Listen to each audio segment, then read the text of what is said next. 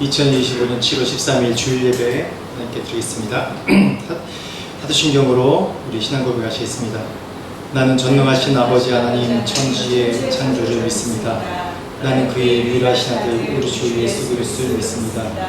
그는 성령으로 잉태되어 동정녀 마리아에게서 나시고 본디오 빌라도에게 고난을 받아 십자가에 못 박혀 죽으시고 장사된 지 사흘 만에 죽은 자 가운데서 다시 살아나셨으며 하늘에 오르시어 전능하신 아버지 하나님을 앉으시다가 거기로부터 살아있는 자와 죽은 자를 심판하러 오십니다. 나는 성령을 믿으며 거룩한 공교회와 성도의 교제와 죄를 용서받는 것과 몸의 부활과 영생을 믿습니다. 아멘. 우리 다 같이 일어나셔서 같이 찬양하시겠습니다.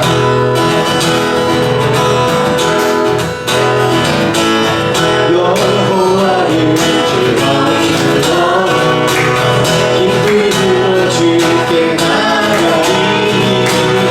여호와여 난 주의 백성 이치는 자니라. 여호와를 즐거이 부어 기쁘게 부어 주께 나가리. 여호와여 난 주의 백성 이치는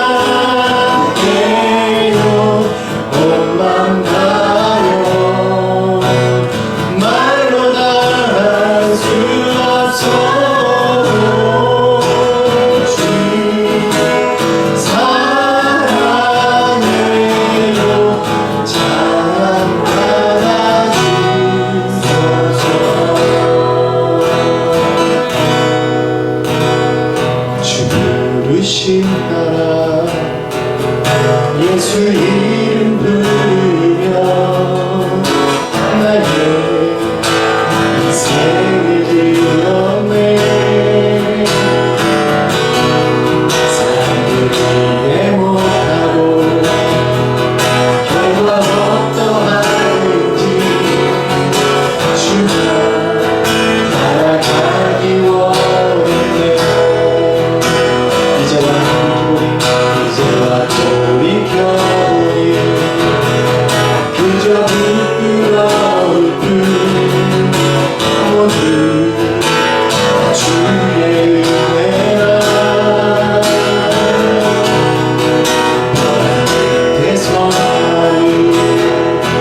주의 손이 이끌어 여기까지 인도하시네. 하나님 사랑 날 떠나지 않고 끝까지 사랑하셨기에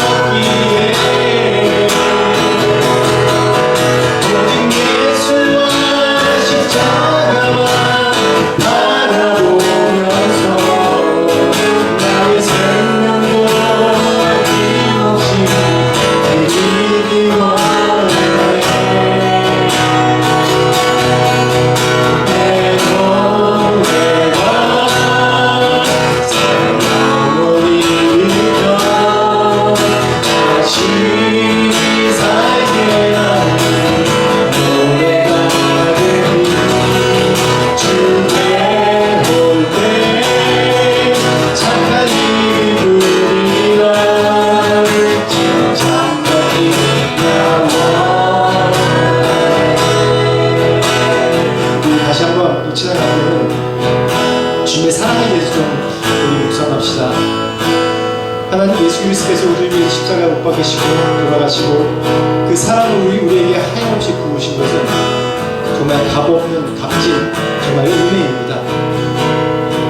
근데 우리가 그 사랑 가운데 풍성하게 살면서도 세상 가운데 있으면서 늘 우리가 찢기고 상하고 늘 부르심에 대해서 잊어버리고 나에게 주신 이 사는 목적에 대해서 잊어버리게 만든 우리의 세상의 삶입니다. 다시 한번 주님 앞에 좀 올려드립시다. 주님 사랑합니다. 내가 비록 방황할지라도 날 떠나지 마시고 계속해서 그 사랑으로 날 지켜주시옵소서. 다시 한번 나의 모든 인생을 주님께 드립니다. 주님 부르시고 인도하여 주옵소서. 길과 생명 되신 주님께서 나를 인도하여 주십시오. 같이 한 목소리 기도하고 싶습니다. 하나님 아버지 주님 도와주십시오. 주님이 나의 진리와 길로 생명 되신 분이십니다. 하나님 감사합니다. 주 앞에 나 모든 걸 하나님 소명받는 자에게 부르심받는 자에게 세상의 가운데 지키는 도와주시옵소서. 오직 십자가만 바라보는 주옵소서. 오직 예수님을 찬양하고 하나님 그를 도와주시옵소서. 결정하지 마시고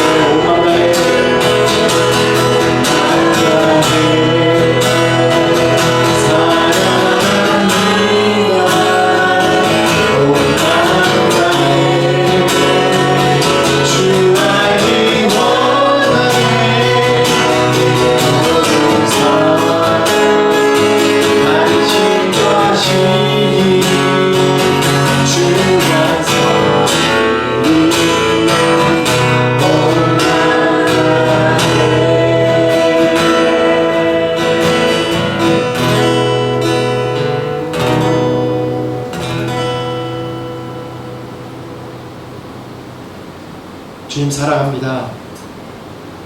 온 마음과 정성 다해 주님께 이 모든 것 올려드립니다. 우리 연약함에도 불구하고 우리가 죄인임에도 불구하고 주님 앞에 겸손히 나오는 자에게 그 죄를 사하시고 또 그 은혜를 베푸셔서 또한 사랑과 평안을 주신 주님 감사합니다. 그래서 이 시간에 주님께 올려드립니다. 우리의 마음과 우리의 이전의 삶이 어쨌든지 간에 이 모든 것 주님께 이 시간에 올려드리오니 받으시고 다시 한번 거룩히 하시고 다시 한번 의로운 삶을 살 수 있도록 이끌어 주시옵소서. 하나님 오늘 예배를 주님께 올려드립니다. 예수 그리스도의 이름으로 기도합니다. 주님의 이름으로 환영합니다. 네, 특별히 오늘 또 처음 나오신 우리 분들 계십니다. 김용진 목사님이랑 박은신 사모님, 그렇게 부르지 않죠? 네, 두 분 우리 박수로 환영하겠습니다. 네, 잠시 여기 이제 쉬러 잠시 방문하러 오셨습니다. 그래서 방문해 주셔서 감사합니다. 이제 주보 보시면 저희 이제 매일 성경 읽고 있습니다. 계속 저희 공동체에 매일마다 오는 분마다 매일마다 우리가 모여서 점심 식사하고 잠깐씩 성경 한 10장씩 읽고 있습니다.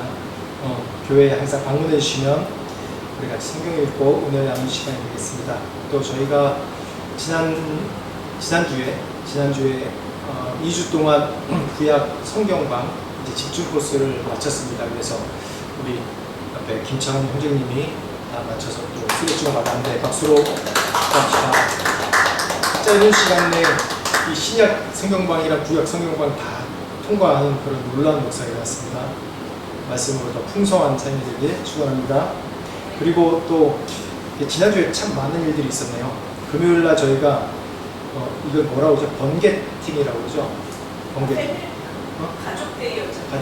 가족데이인데 번개로 저희가 금요일날마다 사실 가족데이예요. 근데 계속 성경방이 있고 또 우리가 성경하는 세미나에 같이 참여하느라고 계속 못했는데 갑자기 방센으로 소풍을 다녀왔습니다. 저희가 갔다 온 영상 쇼츠로 1분을 올려드리는데 그거 보시면 좀 가고 싶을 거예요. 다음에 혹시 저희가 또 이제 그런 일일 그 가족데이 때 그런 일들을 좀 계획하고 있으니까 기대하십시오. 그리고 잘 먹고 방센에서 잘 먹고 바다를 잘 즐기고 그리고 정말 알차게 하루를 보내다 왔습니다. 네, 그리고 또 저희가 전도 폭발을 계속 하고 있습니다. 그래서 토요일 10시 반에 이제 교회로 오셔서 청소도 하고 이제 같이 식사하고 12시 반부터 전도 폭발 모임을 하고 있습니다. 요번에 2과까지 나갔는데 전도 폭발을 하는 이유가 우리가 성경 말씀을 계속 이제 몇 달 동안 우리가 성경을 통해서 성경 세미나를 통해서 계속 연구하고 또 통독을 하는데 전도 폭발을 통해서 우리가 실제적으로 내게 주신 은혜가 뭔지 또 이 전도하면서 나에게 주신 은혜가 뭔지 정리가 돼요. 왜냐하면 전도하면서 나에게 주신 은혜를 짧은 복음으로 전해야 되기 때문에 그러면서 은혜가 되더라고요. 그래서 전도 폭발을 통해서 우리가 머릿속에만 있는 그런 나의 지식이 아닌 나의 삶과 생활 속에서 어떻게 하나님 말씀을 전해야 될지 배우는 시간입니다. 그래서 단계를 처음부터 못했다 할지라도 같이 참석하면 좀 많이 여러분들 도전받고 도움 될 것 같습니다. 딱 1시간에서 1시간 반 모임이에요. 지금 태국, 라오스, 필리핀, 미국 해서 이제 그렇게 같이 하고 있습니다. 그리고 저희가 또 계획하고 있는 게 7월 이제 내일부터죠. 내일부터 저녁에 한 2주간 저희가 토요일 주일 제외하고 월요일부터 금요일까지 찬양 예배를 계속 하려고 해요. 원래 우리가 그 전에 이제 사실 우리 교회에서 이제 찬양 모임을 만드는 게 제 또 비전이고 저희들 기도 제목이었거든요. 그러면서 시드 월십이라는 그런 이름은 정해놨어요. 딱 정해놨는데 뭔가 이게 계속 실현을 못하고 있었는데 저희가 2주 동안 사실 저희 기도 제목이 여러 가지가 있어요. 저희 우리 성도의 차원형제나 또 우주형제나 또 같이 기도할 제목들이 있는데, 저희가 새벽 기도하면서도 기도하는데 이런 저녁 때 모여서 한 2주 동안 찬양하면서 그 가운데 기도하면서 거의 1시간 정도로 끝낼 겁니다. 찬양하고 기도하고 이제 말씀은 없습니다.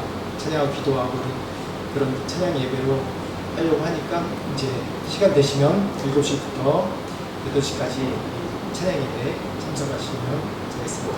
그리고 예배 후에 식탁에 교제 시간이 있습니다. 같이 식사하는 그 교제 시간을 갖겠습니다. 찬송가 부르겠습니다. 찬송가 220장, 새 찬송가 220장, 통일 찬송가 278장입니다.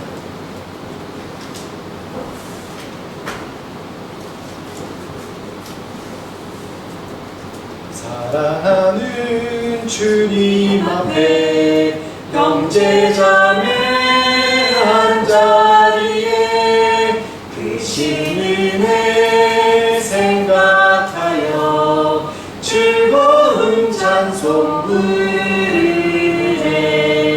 내 주 예수 오늘 받아 모든 사람 내 몸같이 알란 듯이 위로하고 진심으로 사랑하세. 사랑하는 주님 앞에 온갖 충성 다 바쳐서 외로우나 즐거우나 주님만 힘써서 기대. 우리 주님 거룩한 손 제자들의 바르시소 남 섬기는 종의 도를 몸소행에 보이셨네. 사랑하는 주님 예수 같은 주로 섬기나니 한 피바다 한 몸 이룬 형제여 친구들이여 한 몸같이 친밀하고 마음 조차 하나 되어 우리 주님 크신 뜻을 지성으로 준행하세. 아멘. 같이 헌금을 위해서 기도하겠습니다.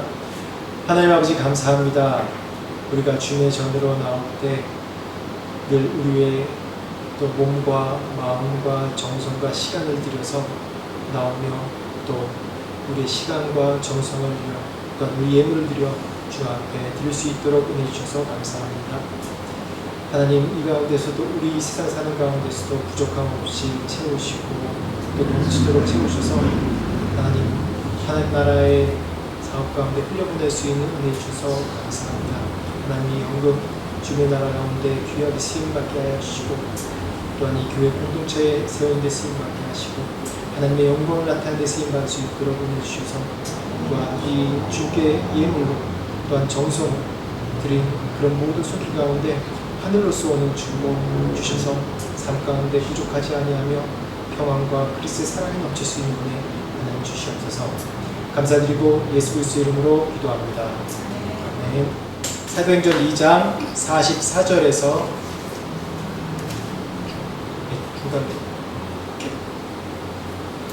사도행전 2장 44절에서 47절까지 말씀 보겠습니다.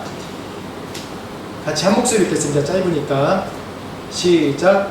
있는 사람이 다 함께 있어 모든 일과 동동하고 또 재산과 소유를 팔아 각 사람의 필요를 따라 나눠주며 날마다 마음을 같이하여 성전의 회기를 힘쓰고 집에서 떡을 떼며 기쁨과 순전한 마음으로 음식을 먹고 하나님을 찬미하며 또 온 백성에게 칭송을 받으니 주께서 구원받는 사람을 날마다 더하게 하시리라. 아멘. 오늘 말씀 제목이 뭐죠? 밥상 공동체입니다. 밥상 공동체. 사실 밥상 공동체 그러면 굉장히 이게 좀 세속적으로 보이잖아요. 우리의 본능이 뭡니까? 그 의식주 문제가 우리의 본능 아닙니까? 그래서 밥상 공동체 그러면 뭔가 굉장히 원초적인 공동체 같이 느껴지죠. 근데 사실 우리가 가족이란 단어를 쓰기 전에 또 어떤 단어가 있죠? 식구라고 또 쓰죠. 식구란 단어가 보면 한자를 보면 어떻게 되죠? 먹을 식자에다가 구자예요. 즉 그 식구란 가족이란 얘기는 뭐냐면 같이 음식을 먹는 나누는 사이다라고 얘기합니다. 사람이 본능이 보면 배고프면 참 예민해져요, 사람들이. 그래서 회의를 하거나 뭘 할 때 좀 일찍 끝내고 싶으면 식전에 회의를 하고 약간 좀 그 회의를 좀 심도 있게 한다 그러면 화기애애하게 한다 그러면 회의 전에 식사를 하고 차를 마시면서 이제 회의를 한다 이렇게 얘기해요. 왜냐면 식전에는 좀 예민하기 때문에 빨리빨리 끝내고 싶어요. 그만큼 우리가 먹는 것에 굉장히 우리 몸이 예민하게 반응하는 것을 볼 수 있습니다. 당연하죠. 우리가 배고프면 사람들이 좀 예민해지는 것 같아요. 저는 배고파서 예민해지는 건 저만 그런 줄 알았어요. 왜냐하면 배고프면 좀 짜증이 나요. 짜증이 나고 옛날에 이제 지금은 좀 덜한데 좀 더 젊었을 때 인도에서 사역할 때는 항상 좀 배부르게 먹어야 되는데 그때는 좀 젊어서 배부르게 먹어야 되는 게 지금 배부르게 먹으면 막 속이 거북하기도 하고 몸이 되게 뭐라 그러나 반응이 좀 달라요. 그래서 일부러 배부르게 안 먹으려고 하는데 옛날에는 한 30대 때는 배부르게 먹었어요. 근데 꼭 음식을 해놓으면 집에서 꼭 그 사람 한 끼에 딱 그 정도만 해놓는 거예요. 나는 그거보다 한 10% 20%를 더 먹고 싶은데 항상 그만큼 있어. 그러면 밥 먹다 딱 내려놓고 에이 그리고 그냥 나와요. 그리고 빵을 좀 먹던지 그렇게 하는데 그러면서 또 제가 배고프면 좀 짜증을 낸다고 제 아내가 늘 좀 이상하게 보더라고요. 본인은 짜증을 안 내거든요. 근데 전 저만 그런 줄 알았어요. 세상에. 배고프면 짜증내는 사람이 저만 그런 줄 알았어요. 근데 같이 사역하는 다른 이제 선교사님들 보면 다 같이 배고프면 짜증 낸대요. 남자든 여자든. 근데 그게 정상이더라고요. 이제 제 아내가 비정상이고 제가 정상이더라고요. 짜증 내는 거. 짜증 나요? 배고프면? 짜증 내나요? 그쵸? 그게 정상이란 말이에요. 그쵸? 창문이 배고프 짜증 나죠? 유민자면 짜증 나요. 짜증 나는 게 정상입니다. 너무 본능에 충실하다고 하는데 왜냐하면 이 위가 쭈그러들어서 흡수를 못하니까 영양분이 없으니까 이 몸의 반응이에요. 그게 어떤 사람은 짜증으로 나올 수 있고 대부분 그러면 예민해지기도 하고 우리가 뭐 금식 기도를 오래 할 때는 그 예민보다도 그 모든 본능을 주님 앞에 올려드리기 때문에 그 과정이 굉장히 힘든데 올려드리기 때문에 또 내가 하나님과 더 긴밀히 만날 수 있는 그런 시간도 됩니다. 단어로만 이렇게 보면 단어로만 보면 우리가 이제 회사를 나타내는 컴퍼니라는 단어가 있죠. 컴퍼니 단어를 어떤 합성이냐면 컴퍼니언님이 뭐냐면 동료예요. 그리고 파니라는 뜻이 라틴에서 나오는 얘기인데 빵이라는 뜻이래요. 그래서 같이 빵을 나누는 그런 집단을 이제 뭐 회사라고도 지금 얘기하고 또 그런 공동체라고도 얘기합니다. 그렇듯이 이 성경 우리가 단어에만 봐도 식구, 컴퍼니 뭐 이런 단어만 보면 다 우리가 이 빵을 나누고 밥을 나누고 같이 식사하는 공동체가 정말 중요하구나라는 것을 우리 인간의 삶 속에서 볼 수 있습니다. 뿐만 아니라 성경에서도 그렇죠. 성경에서도 보면 창세기 이제 요셉이 총리로 되기 전에 감옥에 있을 때 어떤 사람들의 꿈을 먼저 해석했죠? 떡 맡은 관원장, 또 술 맡은 관원장. 이 두 사람의 이 꿈을 해석해 줬어요. 근데 결국 뒤용되지 못하고 나중에 이 바로가 꿈을 꾼 그 꿈을 이제 누구도 해석 못하니까 이 술마통 관원장이 생각나서 요셉을 불러서 해석해서 이제 또 총리가 됐죠. 그 고대 당시의 술마통 관원 또 떡마통 관원이 어떤 사람이냐면 지금으로 얘기하면 그 왕의 대통령 최측근 뭐 비서실장이나 뭐 그런 거를 담당하는 거예요. 왜냐하면 먹는 게 중요하기 때문에. 그때 당시에는 먹는 것에 독을 타서 독살하는 경우가 굉장히 많았어요. 그래서 또 음식을 맨날 이제 식구가 아내가 계속 만들 수도 없고, 왜냐하면 왕이란 직책이 많은 사람과 함께 식탁을 같이 해야 될 경우가 많기 때문에 그때는 꼭 술 맡은 관원장, 똥 맡은 관원장 가장 가까이 있는 사람을 뽑은 거예요. 가장 믿을 만한 사람. 그렇듯이 얼마나 이 밥 먹는 게 중요한지 우리 인류의 역사와 사회와 문화 속에 잘 드러나 있습니다. 근데 현대는 어떻습니까? 현대 우리가 살아가는 삶 속에는 1인 가구가 참 많아졌어요. 그리고 혼자 밥 먹는 사람들이 많아요. 그래서 심지어는 요즘 언어인 혼밥이 유행한다고도 얘기하죠. 그런 혼밥 같은 경우는 일본이 굉장히 많이 있는 것 같아요. 여기서 일식집 가보면, 여기도 이제 일식집 가보면 그런 혼밥할 수 있게 그런 식으로 된 데가 있더라고요. 자기 혼자만 이제 그 식당 앞에 주방장이 있고 혼자만 딱 있고 문 딱 열면 주고 문 딱 닫으면 자기 혼자만 식사할 수 있는 그런 게 마음이 요즘에 편하다고 해요. 그래서 요즘 보면 그 전체 한국의 전체 1인 가구가 한 40%에서 50% 가까이 된다고 얘기를 합니다.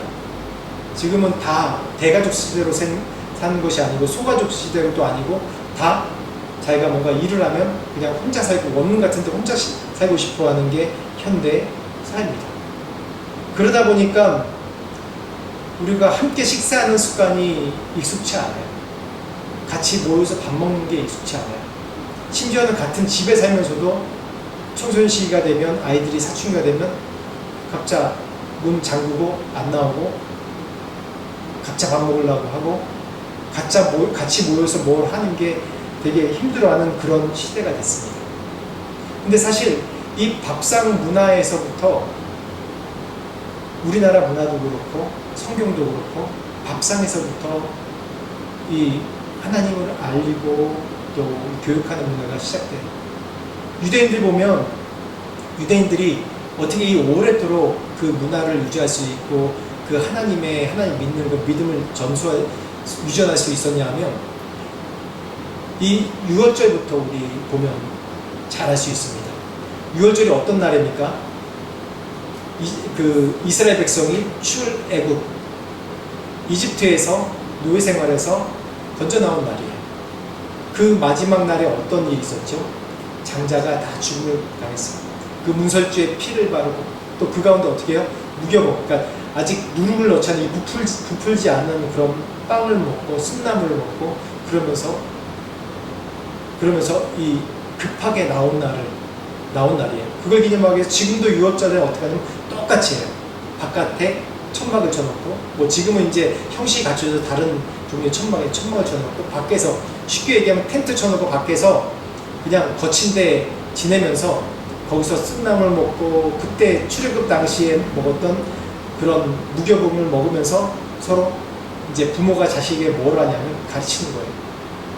우리 히브리인들, 우리 유대인들이, 우리 이스라엘 백성들이 어디서부터 시작했는지, 바로 이렇게 하나님의 은혜로 우리 이스라엘이 만들어졌고 하나님의 은혜로 지금 우리가 여기까지 벌써 3000년이 지났는데 뭐예요? 바로 이 밥상 공동체로부터 시작해서 가족에게 교육이 되는 거예요. 그래서 유대인들은 뭔가 유명하게 한꺼번에 확 유명하게 되는 것이 아니라 13세 되기 전까지 계속 이런 밥상 공동체에서 계속 교육을 하는 거예요. 이 밥상머리에서 계속 자녀들에게 말씀을 전하게 하고 또 말씀을 외우게 하고 또 이 절기를 통해서 계속 말씀을 전하는 거예요. 그래서 나중에 성년식 이제 한 이후에는 여전히 어떻게 내가 이스라엘의 정체성, 하나님의 백성으로 정체성을 살아가야 될지 그때부터 자기의 이런 일을 하는 거예요. 그렇듯이 이렇게 밥상 공동체가 너무너무 중요합니다. 그래서 지금은 아마 저희가 새로운 전략을 계속해야 되는데, 이 밥상공동체가 왜 제가 오늘 말씀 제목으로 삼았냐면, 그전에 이런 밥상공동체가 어쩌면 자연스러운 거였어요, 교회에서도. 왜냐하면 예전에는 1인 가구가 아니라 적어도 한 2세대, 3세대는 같이 사는 시대였어요. 제가 어렸을 때는 3세대가 쭉 같이 살았고요. 3세대뿐만 아니라 그 남자의 형제까지 다 같이 살았어요. 근데 점점 그게 소가구 시대가 돼가지고 지금 2세대가 살고 좀 3세대가 가끔 살고, 그런데 요즘엔 3세대 한 집이 거의 없는 것 같아요. 거의 부모님은 연로하시면 뭐 임대주택이나 그런 데 가서 사시거나 그렇게 된 것 같아요. 그래서 이 교회 공동체의 밥상 공동체가 너무 중요해졌습니다. 우리가 집에서, 우리 가족에게서 우리가 전수받지 못하는 그런 사랑과 은혜에 대해서 지금 이 교회 공동체가 바로 그런 역할을 해야 되는 것 같아요. 저희가 이제 개척한 지 1년 한 3개월, 4개월 정도 돼가는데, 계속 새로운 성도들이, 새로운 분들이 오면 정말 중요한 게 같이 밥 먹는 거예요.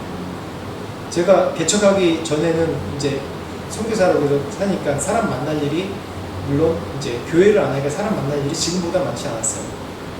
근데 교회를 시작하고 나서 계속해서 사람 만나면 뭐 하냐면 밥 먹는 거예요. 계속. 그러니까 단순히 밥 먹는 게 밥 먹는 의미가 아니라, 밥 먹는 가운데 교제가 일어나고, 또 영혼이 회복되는 것이 일어나고, 또 그 가운데 복음전이 일어나고, 놀라운 일들이 일어나는 거예요. 그래서 이제는 우리 교회가 계속해서 해나가야 될 게, 한 사람 한 사람을 계속 이곳에 초청해서 같이 밥 먹고, 그 가운데 공동체에 대해서, 하나님의 공동체에 대해서 알려주며, 우리의 부르신 목적에 대해서 계속 나누는 그런 공동체가 되길 소망합니다. 누가복음 말씀 보겠습니다. 누가복음 7장 33절 34절 말씀 보겠습니다. 이 밥상 공동체에 대한 예수님께서 어떻게 하셨는지에 대해서 좀 성경으로 좀 증명을 계속 해야 될 것 같아요. 7장 33절 34절 보겠습니다. 같이 읽어볼까요? 시작. 세례 요한이 와서 떡도 먹지 아니하며 포도주도 마시지 않으며 너희 말이 귀신 들렸다 하더니 인자는 와서 먹고 마시네. 너희 말이 보라 먹기를 탐하고 포도주를 즐기는 사람이요 세리와 주인의 친구로다 하니. 여기서 뭐라고 그러죠? 예수님이 같이 식사하는 모습을 보고 뭐래요? 먹기를 탐하고 포도주를 즐기는 사람이라고 해요. 예수님의 그런 특히 누가복음 안에서 같이 식사하는 이야기가 한 70% 정도 돼요.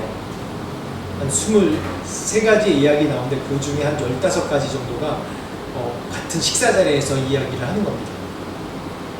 근데 여기서 이 말씀의 요 말씀의 그 위에 후에 말씀 보면 뭐 레위 집에 들어가서 또 그 잔치를 벌이면서 레위 집에서 잔치하면서 식사하면서 그 가운데서 예수님의 소명을 말씀하기도 하시고, 레위가 누굽니까? 거기서 레위 마태를 얘기하는 거예요. 세리예요. 그 다음에 요 말씀 가운데 보면 시몬의 집에 가서 식사를 합니다. 바리새인 시몬의 집에 초대돼서 식사를 합니다. 그 식사 자리에서 마리아가 와서 향유 옥합을 깨뜨려서 예수님의 발을 씻기면서 하는 장면이 나옵니다. 그러면서 그 가운데서 예수님께서 어떠한 진리를 또 가르치세요. 또 바리새인의 그런 그 섬기지 못하는 그건 지적하시면서 또 마리아에 대해서 격려하시고 칭찬하신 장면이 나오죠. 이게 다 먹는 데서 또 나타난 장면들이에요. 그리고 누가복음 24장 한번 보실까요? 24장 41절부터 한번 봅시다.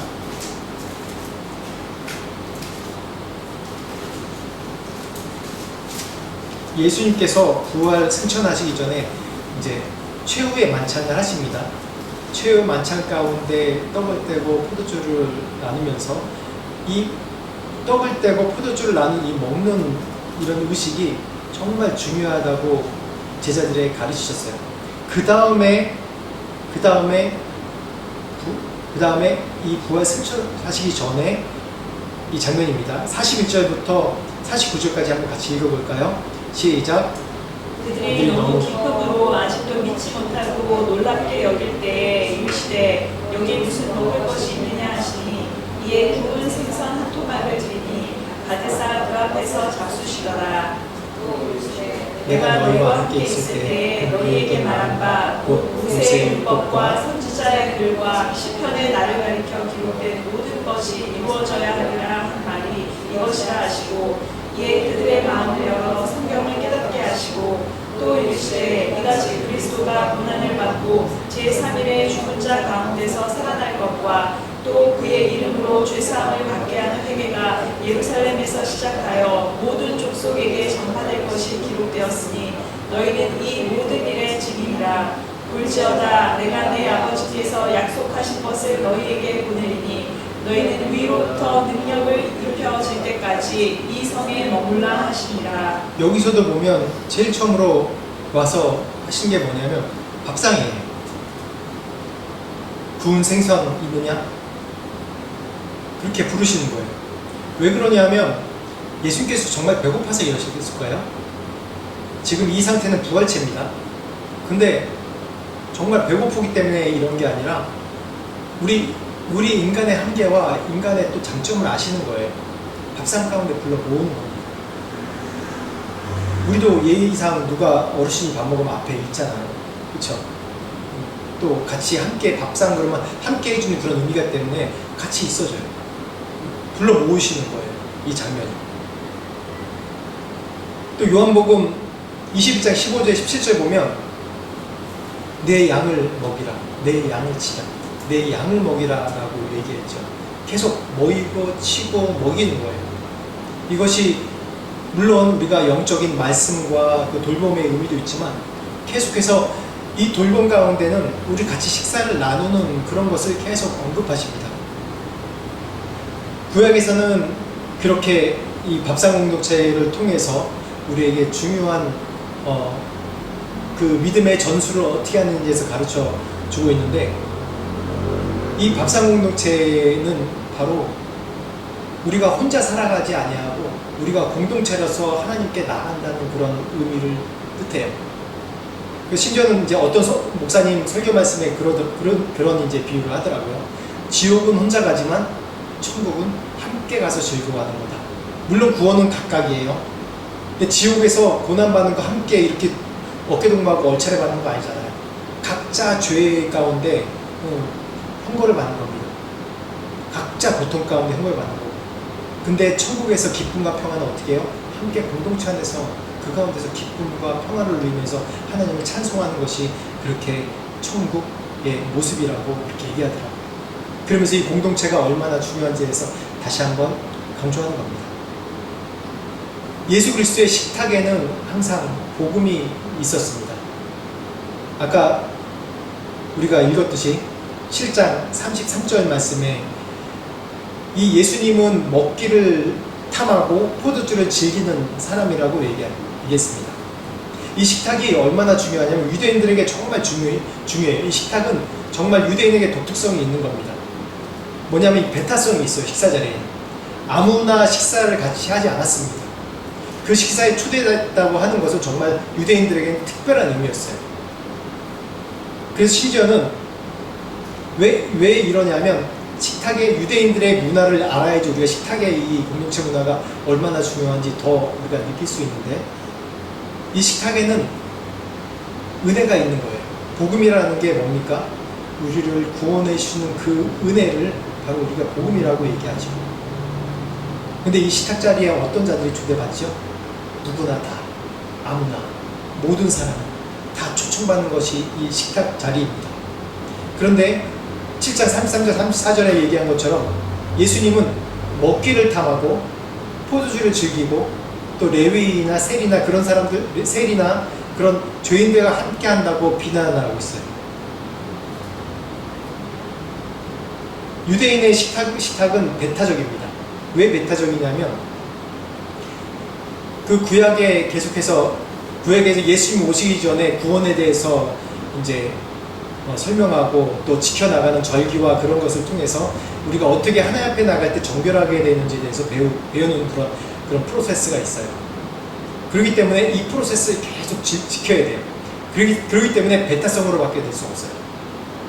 즉, 이 율법을 통해서, 말씀을 통해서 내가 스스로 보호하기 때문에 이 같은 식탁에 있는 사람은 구별돼야 돼요. 그래서 이 히브리인들의 그런 그 속담 가운데 네가 깨끗하지 않으면 씻고 와서 깨끗하게 와서 나와 함께 식사할 수 있다라는 그런 배타적인 얘기를 해요. 근데 예수님 어떻습니까? 누구나 다 와라 라고 얘기합니다. 누구나 다 와라. 누구나 다 나와 함께 식사할 수 있다라고 얘기해요. 그 의미는 뭡니까? 네가 깨끗하게 하고 와서 먹는 것이 아니라 내 식탁 자리 가운데 오면 네가 깨끗하게 되겠다라는 거예요. 그래서 아무나 와라. 예수님의 식탁은 포용성입니다. 이 식탁 가운데 복음이 있고 이 식탁 가운데 은혜가 있는 거예요. 모든 사람들을 다 포용하는 그런 은혜가 있습니다. 그래서 우리 이 교회의 공동체에도 그런 식탁의 교제가 정말 풍성하게 일어나는 거예요. 삭개오를 보십시오. 누가복음 19장 보면 삭개오가 예수님께서 삭개오 집으로 가십니다. 가서 너에게 유하야겠다라고 얘기해요. 유하야겠다 얘기하면서 들어오자마자 삭개오가 어떤 고백을 합니까? 내 소유의 절반이라도 절반이라도 가난한 사람에게 주겠으며 만일 누구의 것을 속여 빼앗는 일이 있으면 내가 갑절이나 갚겠나이다 라고 얘기하면서 진정한 회개를 하면서 돌아오는 장면이 있습니다. 예수님의 만남, 예수님의 그 식탁 교제에는 큰 의미가 있습니다. 예수님은 오병이어의 기적 같이 우리가 보기에는 화려하게 5,000명을 또 먹이시고 산상수훈에 많은 사람들을 불러다가 그곳에서 깨닫게 하시고 그런 크게 하는 집회를 우리가 상상을 합니다. 근데 예수님께서 정작 사역하실 때는 많아봤자 12명이었어요. 소수의 무리들, 한 식탁의 무리들, 그 무리들과 만나시고 또 실제로 방문하셔서 1명, 2명과 만나시면서 그 사람의 문제를 해결해 주시고 또 치유해 주셨던 장면을 볼 수 있습니다. 진짜 예수님의 변화, 예수님의 또 구원의 복음 메시지는 바로 이 식탁 가운데 있었다고 얘기할 수 있습니다. 마지막 만찬도 이 식탁 가운데 이루어진 거고요. 또 예수님께서 복음을 전할 때는 꼭 이 12 제자들에게 따로 설명해 주셨어요. 복음의 진리를. 그래서 이 식탁의 교제라는 것은 뭐냐면 그 안에 치유가 있고 복음이 있고 그 안에 제자를 삼는 것이 있었어요. 초대교회 보면 이 식탁의 교제를 뭐라고 그러냐면 성찬이었어요. 성찬입니다. 이 식탁의 교제. 우리가 마지막 만찬을 이 성찬으로 우리가 대대에 계속해서 기억하라고 우리에게 주지 않았습니까? 초기 기독교의 한 3, 4세기까지는 이런 예배가 어떠한 예배냐면 성찬을 드리는 예배였어요. 성찬이라고 그러면 우리가 지금 떡 한 덩이 또 포도주 요만큼 한 잔 이렇게 드리는 것이 아니라 얘기하면 러피스트예요. 사랑의 교제의 그런 장소였어요. 그러면서 떡을 떼면서 예수님을 기억하는 그런 시간들이었어요. 그곳에서 우리가 옛날 3세기, 4세기경에 그 전까지 예배가 그냥 성찬을 드리면서 거기서 주기도문하고 또 말씀을 선포하고 찬양이 있고 그런 것이 아니라 처음에 와서부터 시작해서 어떻게 하냐면 같이 음식을 나누면서 교제를 하는 거예요. 시작하면서 음식을 나누면서 교제하는 겁니다. 그래서 실제로 어떤 교회는 제가 미국 어떤 교회 얘기 들었는데 처음에 오자마자 식사를 먼저 한대요. 그리고 예배 드리고 식사가 자유롭게 이렇게 되게 돼 있대요. 그래서 들어오자마자 식사하면서 그 다음에 예배를 드리기 시작하는 교회가 있더라고요. 근데 이런 것이 점점 중세 이후로 점점 이제 성도가 많아지고 발전하면서 예배 형식으로 갖춰지게 된 겁니다. 물론 이 예배 형식은 지금 나쁘다는 게 아니라 지금 현대에 맞게 이렇게 갖춰진 거예요. 이 초대교회 보면 어떤 일이 있었냐면 고린도전서 11장 17절 한번 보시겠어요? 고린도전서 11장 17절에서 17절 말씀 보겠습니다. 17절에 19절 말씀 한번 보겠습니다. 고린도전서 11장 17절에서 19절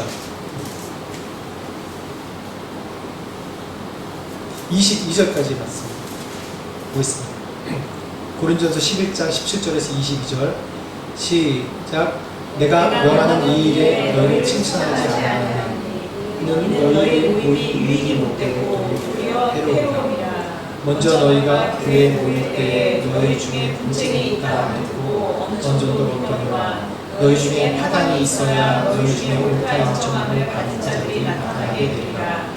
그런즉 너희가 함께 모여서 주의 만찬을 먹을 수 없으니 이는 먹을 때에 각각 자기의 만찬을 먼저 갖다 먹으므로 어떤 사람은 시작하고 어떤 사람은 취하니라. 너희가 먹고 마실 집이 없느냐? 너희가 하나님의 교회를 업신 여기고 빈곤한 자들을 부끄럽게 하느냐? 내가 너희에게 무슨 말을 하랴? 너희를 칭찬하랴? 이것으로 칭찬하지 않노라. 여기서 이 고린도 교회에 참 분쟁이 많은 교회인데 이 11장에 보면 분쟁의 그 원인에 대해서 얘기합니다. 분쟁의 원인이 뭡니까?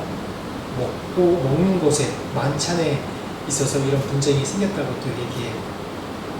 이 문제 말고 또 여러 가지 문제가 많은데 이 먹는 문제를 특히 이 사도 바울이 얘기하는 것은 이 먹는 문제를 통해서 이 고린도 교회 문제가 여러 가지 문제가 있는데 그 가운데서 이 사람들이 배려받는다고 생각하고 먹는 문제를 통해서 이들이 계층이 나누지 않고 우리가 같이 동일하고 평등한 사랑으로 평등하게 생각한다는 거예요. 이 문제가 뭐냐면 다시 얘기를 하면 초대교회에 제가 먼저 와서 성찬을 하면서 성찬이라는 게 우리가 이런 성찬을 얘기하는 게 아니라 같이 음식을 나누는 겁니다. 음식을 나누면서 같이 먹는 거예요. 그렇게 하면서 음식을 먹으면서 이제 그 후에 이제 같이 잠깐 이제 회당에서 예배드린 것처럼 말씀을 나누기도 하고 찬양하기도 이렇게 하는 거예요. 그런데 이 문제가 뭐냐면 그냥 사람들이 먼저 온 사람들은 대부분 어떤 사람들이냐면 이때 당시에도 약간 여유 있고 시간에 여유 있는 사람들이 먼저 와서 음식을 먹어요. 근데 후에 온 사람이 어떤 사람이냐면 일 열심히 하고 좀 일에 쫓기다가 겨우겨우 와가지고 이곳에서 이제 음식을 찾는다는 거예요. 그것을 어떻게 할 수 있냐면 33절 34절에 나오는데 33절에 보면 그런즉 내 형제들아 먹으러 모일 때 서로 기다리라. 만일 누구든지 시장하거든 집에서 먹을지니 이는 너희의 모임이 판단받는 모임이 되지 않게 하려 함이라. 그 밖의 일들은 내가 언제든지 갈 때 바로 잡으리라. 즉 보면 사람들이 기다리지 않고 막 먹는다는 거예요. 이 음식이라는 밥상 공동체라는 게 배를 불리기 위한 것이 아니라 서로 배려하고 나누기 위한 공동체인데, 그래서 먼저 교회 멤버들은 이 오는 사람들을 배려하고 이렇게 해야 되는데 그렇게 하지 않았다는 거예요. 그렇기 때문에 이 가운데 정말 일 바빠서 나중에 오는 사람, 정말 노동을 해서 나중에 오는 사람이 오히려 배려받아야 되는데 그런 게 아니라 오히려 편안한 사람이 와서 더 배려받는다는 거예요. 그렇기 때문에 이 안에서 더 분쟁이 일어나는 겁니다. 그런 거 보면 이 초대교회에 서로 이 밥상 공동체가 얼마나 중요한지 이 말씀을 통해서 우리가 알 수 있습니다. 우리가 새벽 기도회 때마다 큐티인이란 책으로, 지금 여기 큐티인 책인데 이 책으로 저희가 말씀 새벽 기도 계속 합니다. 제가 오늘 이 말씀에 또한 가장 모델링이 된 교회가 바로 이 큐티인이라는 우리들 교회죠. 우리들 교회인가요? 김영재 목사님 우리들 교회인데 작년에 이제 태국에 와서 저희 선교사 수련회 때 한 3일 동안 말씀을 전하셨어요.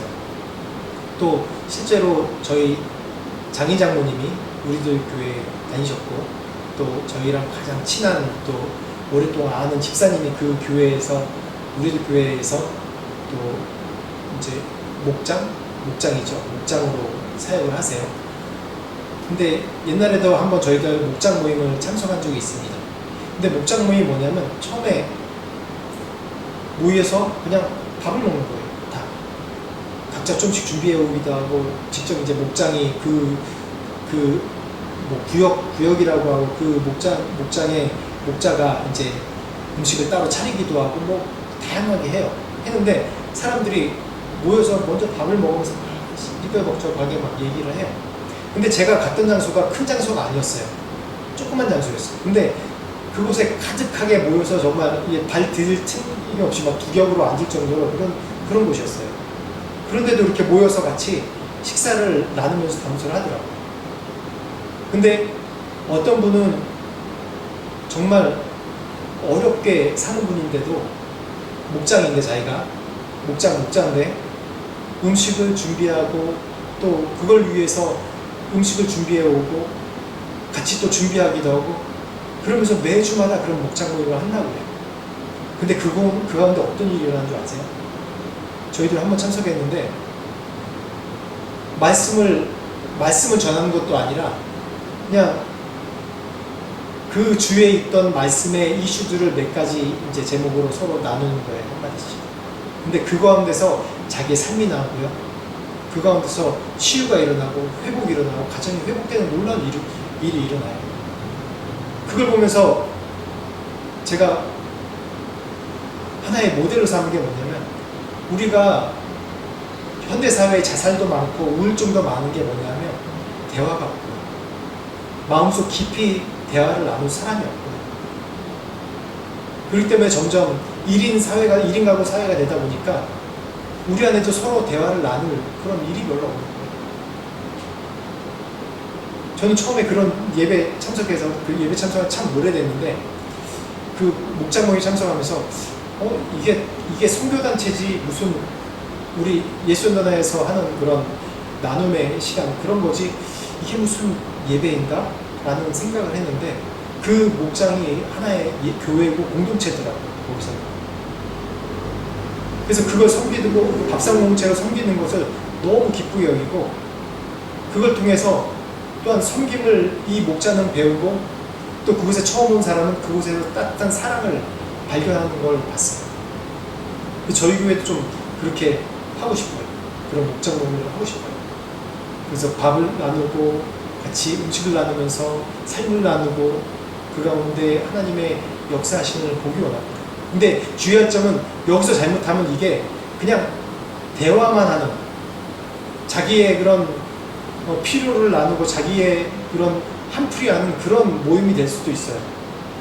그래서 그 모임 가운데 항상 지향해야 될 게 내가 이 세상에 살면서 얼마나 내가 하나님을 위해서 하나님의 복을 위해서 노력하고 그 다음에 그런 가운데 얼마나 세상 가운데 찢기고 어려움 당하는지 그걸 어떻게 믿음으로 살렸는지 그걸 계속 고백해야 돼요.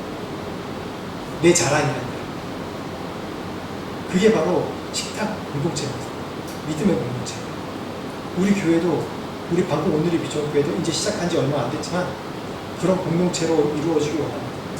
그래서 우리가 뭐 아우팅 나가기도 하고 소풍 나가기도 하고 모여서 할 일 없으면 와서 우리 밥 먹자라고 얘기하고 물론 밥을 여기서 만들어서 먹기도 하고 라면 끓여 먹기도 하지만 그 가운데 이 공동체 안에 하나님 사랑이 있거든요. 공동체 안에 하나님께서 말씀하시니 있거든요. 제가 4주 동안 주기도문 기도에 대해서 얘기할 때 주기도문에 대해서 얘기할 때 하늘에 계신 우리 아버지여라고 얘기했습니다. 우리 아버지. 나의 아버지가 아니라 우리 아버지라고 얘기했어요. 그런 얘기는 이 공동체, 교회 공동체를 얘기하는 거예요. 나의 아버지도 되지만 우리 아버지입니다. 하나님께서 이 공동체를 통해서 이 교회라는 공동체를 통해서 이 세상을 변화시키시고 또한 예수 그리스도 오기까지 이 공동체를 통해서 예수의 복음화, 예수의 그런 구원의 소식을 알리십니다. 그거는 변함없는 거예요. 그래서 이 공동체의 주인이 제가 계속 얘기하지만 제가 아니라 바로 예수 그리스도입니다. 밥상 공동체라고 오늘 얘기했지만 참된 교회의 모델, 이 관계 가운데 하나 되는 모델 그렇게 세워가길 원합니다. 교회로 오십시오. 계속 교회로 와서 밥을 나누고 식사하고 교제해서 이 가운데 공동체를 세워가고 참 하나님 우리 아버지가 우리를 어떻게 구원하시는지 같이 중보하고 그런 증거로 또한 간증이 일어나는 교회가 되길 여러분들에게 축원합니다. 같이 기도하겠습니다. 오늘 말씀 생각하시면서 같이 한번 깨달은 바가 있으면 같이 한 목소리로 기도하겠습니다. 하나님 아버지 감사합니다. 하나님 오늘 이 초대교회 또한 초대교회 성령의 하나 되는 공동체 가운데 처음에 말씀을 나누고 또한 이 밥상을 나누면서 이 공동체 가운데 서로의 필요를 나누며 예수 그리스도를 알고 또한 전행 장면을 볼 수 있습니다. 하나님 예수님께서도 마지막 만찬을 통해서 떡과 포도주를 통해서 비록 이 바리새인과 사람들이 이 사람들은 먹기를 탐하는 자이고 포도주를 지킨 자라고 폄훼했지만 하나님의 공동체가 바로 누구든지 다 이 가운데 쫓아가며 이 가운데 와서 우리 하나님을 만나며 되며 예수 그리스도를 하는 공동체가 라고 하나님 말씀하셨습니다. 그런 공동체가 되기 원합니다. 주님 도와주십시오. 그래서 이곳에 와서 방문한 모든 자들에게 이곳에서 말씀을 듣는 자에게 새로운 삶이 열리게 하시고 상한 영혼이 회복되게 하시고 예수 그리스도를 만나게 하시고 하나님 충만을 받는 공동체 될 수 있도록 주님 도우시고 함께해 주시옵소서. 주님 감사합니다. 오늘 이 말씀 가운데 함께 하시고 우리가 밥상 공동체로 또한 예수 그리스도의 이름으로 모인 공동체로 올 수 있도록 해주셔서 감사합니다. 우리가 어디에 있든지 간에 우리 자신만 위하며 사는 것이 아니라 참 예수님께서 늘 사람들을 초청하시고 식사를 나누시면서 그 가운데 주님의 사랑을 보여주시고 치유하시고 회복시켰던 것처럼 우리도 늘 나누는 우리 모두가 될 수 있도록 하시고 우리 방금 우리 비전교회 같이 음식을 나누며 삶을 나누며 은혜를 나누는 공동체 될 수 있도록 축복하여 주시옵소서. 그래서 하나님 또한 우리 각자의 삶 가운데도 늘 부흥이 있게 하시고 늘 주님을 찾게 하시고 예수님을 찾을 때마다 또한 예수께서 제자들에게 나누시며 사람들에게 나누시고 줬던 것처럼 우리도 나누는 그런 간증이 일어나는 각자가 될 수 있도록 축복하여 주옵소서. 그 각자가 모여서 예배할 때 하나님 은혜 주시고 성령 충만 주시고 큰 부흥, 큰 역사 이루어 주시옵소서.